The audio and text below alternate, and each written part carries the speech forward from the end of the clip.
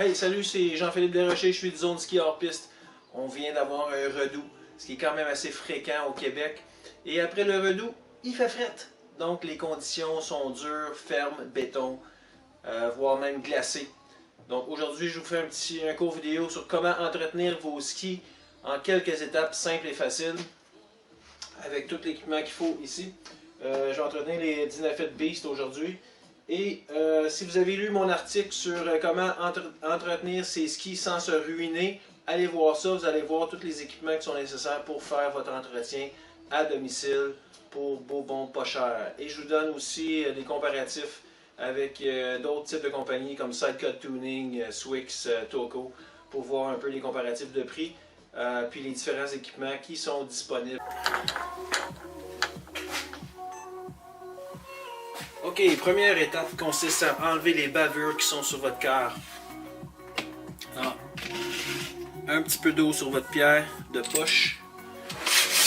Et on passe la pierre ici. Si c'est des bavures qui sont peu profondes, la pierre de poche va suffire. Sinon, on va passer la pierre à diamant.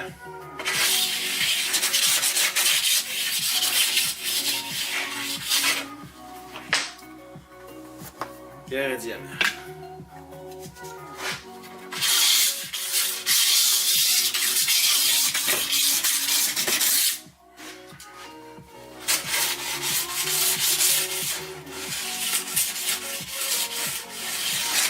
Jusqu'à ce que l'écart soit bien adouci.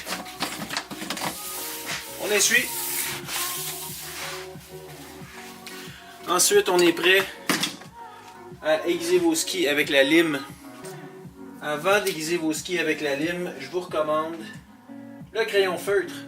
Un petit truc pour savoir si vous avez passé partout sur votre quart. Donc, un coup de crayon feutre sur votre quart.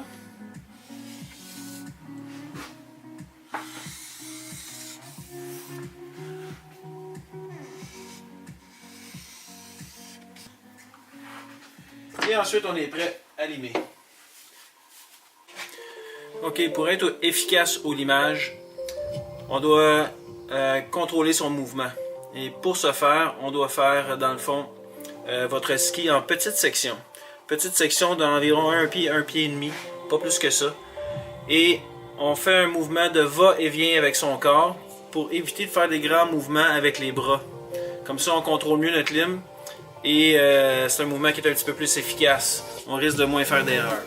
Donc, comme ceci, mouvement de va-et-vient. On soulève la lime pour revenir.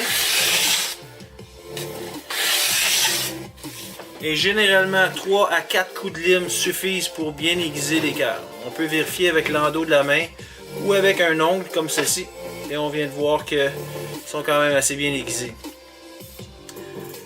Important de bien faire toute la structure du ski pour que votre quart soit égal d'un bout à l'autre du ski. Si vous aiguisez juste en dessous du patin, vous allez vous ramasser avec très peu de quart après quelques aiguisages en dessous des bottes versus beaucoup de quart au niveau de la spatule.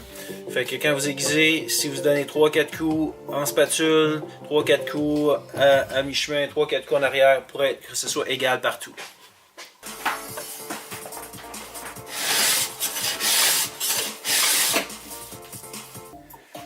Donc, lorsque vous êtes satisfait de vos quarts, il s'agit maintenant de bien désaffûter la spatule et le talon. Donc, avec une pierre de poche comme celle-ci, ou une pierre molle, on peut simplement passer sur le quart pour désaffûter la spatule afin d'améliorer dans le fond, de faciliter l'initiation de virage.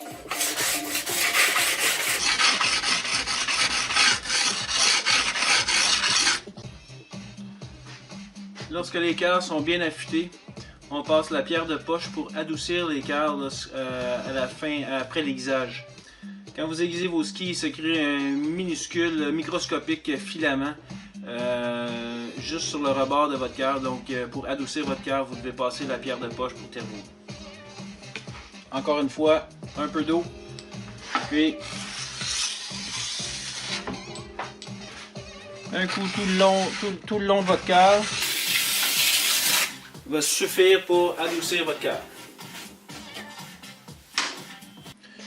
Alors voilà, une fois vos skis bien affûtés, vous êtes prêts pour le fartage qui va être notre partie 2 de comment entretenir nos skis dans quelques étapes simples et faciles. Cheers!